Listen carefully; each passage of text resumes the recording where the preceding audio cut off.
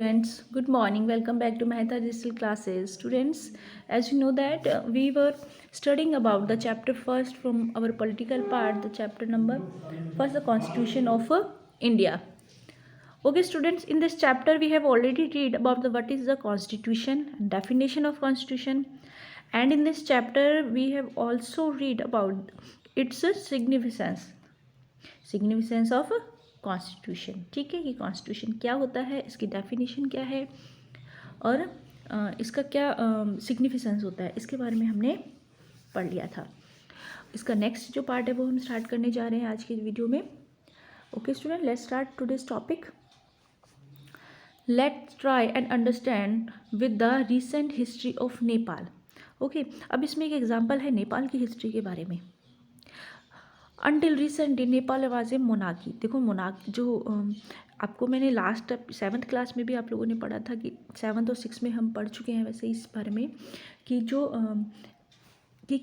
Government होती है वो कितने तरीके से कौन कौन से सिस्टम होते हैं गवर्नमेंट के.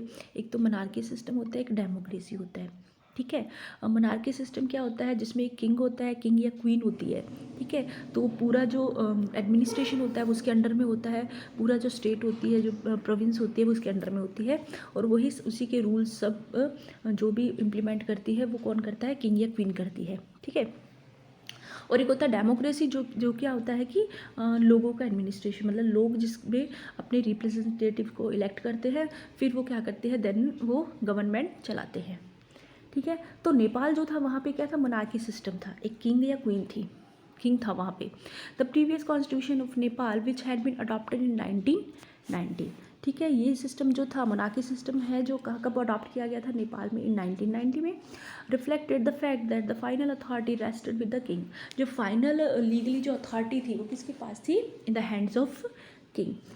ए people's movement in Nepal fought for several decades, established democracy, and in 2006 they finally succeeded in putting an end to the powers of the king. A people's movement in Nepal. फिर धीरे धीरे जैसे हमारे इंडिया की freedom start हुई थी, लोगों में मूवमेंट स्टार्ट हुए थे, धीरे धीरे लोगों ने स्ट्रगल करना स्टार्ट किया था अपनी फ्रीडम के लिए, उसी तरह एक मूवमेंट स्टार्ट हुआ था नेपाल में भी. Fought for several decades, establish democracy लाने के लिए बहुत सारे डिकेट्स क्या हुआ था, मूवमेंट स्टार्ट रहा था, लोगों में आंदोलन हुए थे.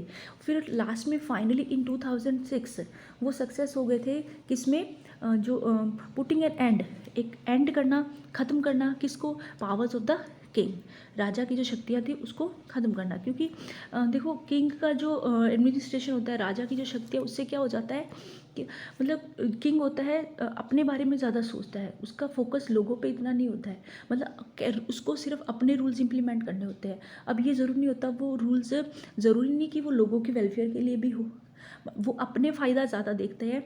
और सब किंग एक जैसे नहीं, लेकिन मोस्टली इस जो मोनार्की सिस्टम है उसमें यही रहता है कि किंग को जो खुद सूटेबल होता है उसी के अकॉर्डिंग वो रूल्स और रेगुलेशंस बनाता है. The people had to write a new constitution to establish Nepal as a democracy. अब लोगों को एक नया कॉन्स्टिट्यूशन चाहिए था, किसके लिए, नेपाल में डेमोक्रेसी के लिए. The reason that they did not want to continue with the previous constitution. अब वो पुराना जो कॉन्स्टिट्यूशन है उसके साथ कंटिन्यू नहीं करना चाहते थे, is because it did not reflect the ideas of the country that they want Nepal to be. क्योंकि जैसा वो नेपाल में एक एडमिनिस्ट्रेशन चाहते थे, जैसा नेपाल के कंट्री में आइडियाज़ चाहते थे, वो पहले वाले कॉन्स्टिट्यूशन से वो नहीं कर पा रहे थे. ठीक है, Nepal by moving from a monarchy to a democratic government.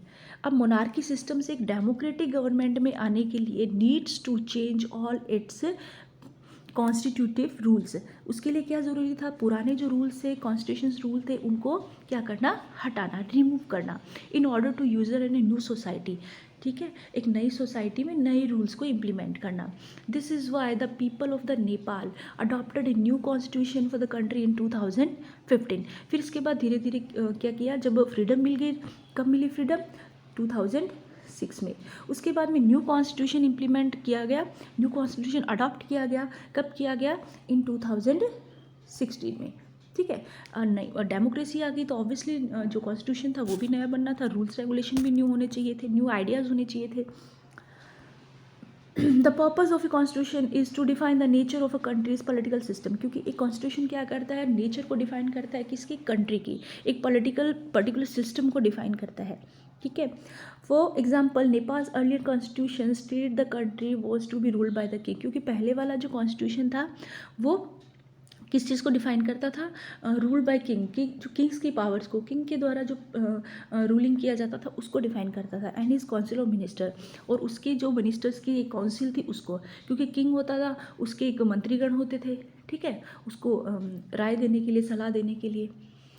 तो constitution plays a crucial role in laying out certain important guideline, constitution बहुत ही क्रूशियल इंपॉर्टेंट रोल प्ले करता है किसमें, गाइडलाइन डिसाइड करने में, किसकी, to that govern decision making within this societies में, समाज के लिए, लोगों के लिए डिसीजन लेने में एक जो गवर्नमेंट होती है उसके लिए गाइडलाइन डिसाइड करता है कौन है, constitution, okay.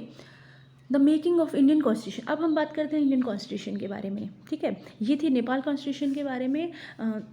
Now we are talking about the making of Indian constitution, कि इंडिया का जो कॉन्स्टिट्यूशन है वो कैसे बनना स्टार्ट हुआ। The constitution of India was conceived and debate upon and drafted by an assembly of elected representative called the constitute assembly, मतलब एक सभा बनाई गई, एक असेंबली बनाई गई, ठीक है।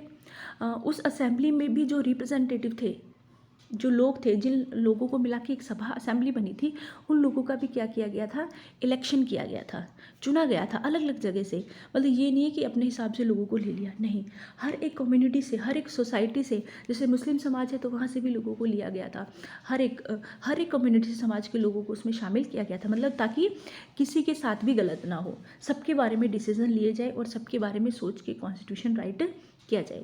The election to the constitute assembly was held in July 1946, election इस असेंबली को बनाने के लिए इलेक्शन हुए थे जुलाई 1946 में हुए थे। इट्स फर्स्ट मीटिंग कब हुई थी, दिसंबर 1946। The assembly had 299 members, assembly में कितने थे, 299 मेंबर्स थे। डॉक्टर राजेंद्र प्रसाद कौन थे, first president was the constitute assembly, ठीक है। और डॉक्टर बी आर जो अम्बेडकर थे, भीमराव अम्बेडकर, वो क्या थे, चेयरमैन थे इसके, ओके, ड्राफ्टिंग कमेटी के। These members of the assembly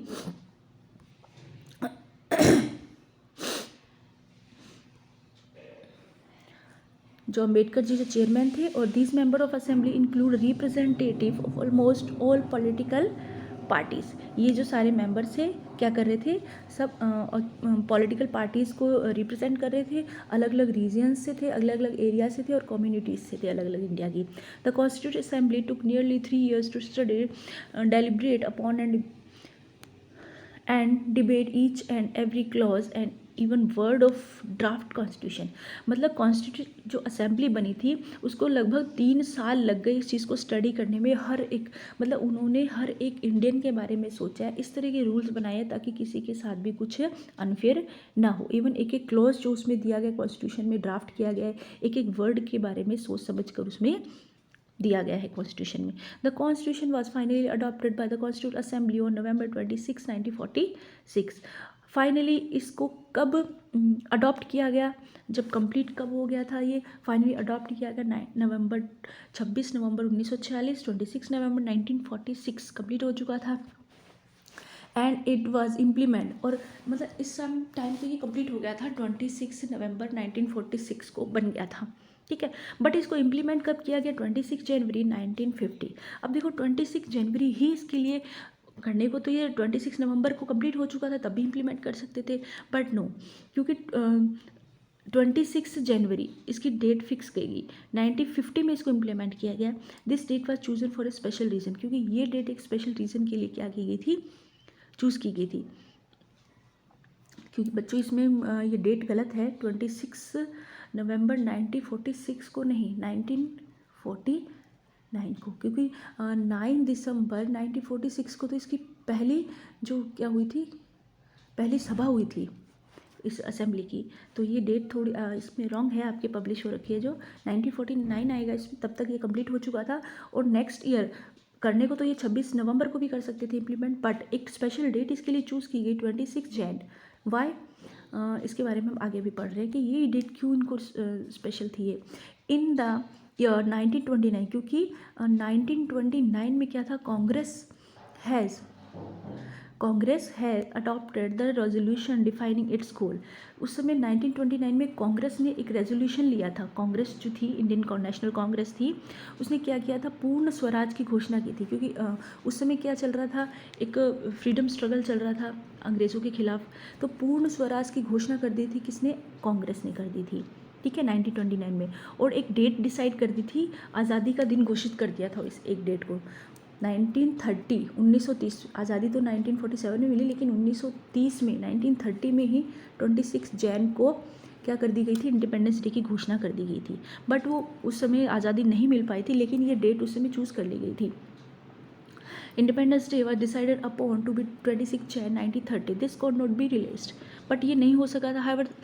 how the historic significance of this date was kept in mind. इसलिए इस डेट का मतलब एक ऐतिहासिक महत्व समझते हुए क्या किया गया, इसको दिमाग में रख के अगले साल 90, जो यहाँ पे 1949 है, तो 26 नवंबर को नहीं, अगले साल 1950 में नवंबर की बजाय 26 जनवरी 26 जैन डेट को इम्पॉर्टेंट माना गया।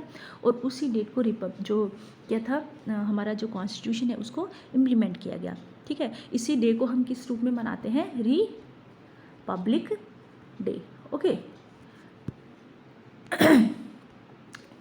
And we celebrate 26 Jan as republic day each year. हर साल हम जो रिपब्लिक डे के तौर पे इसको हम सेलिब्रेट करते हैं, ठीक है। जैसे गणतंत्र दिवस भी क्या किया, इसी दिन हमारा कॉन्स्टिट्यूशन है वो क्या किया गया था, इम्प्लीमेंट किया गया था, क्योंकि बन के तो रेडी हो गया था ये 26 नवंबर 1949 को।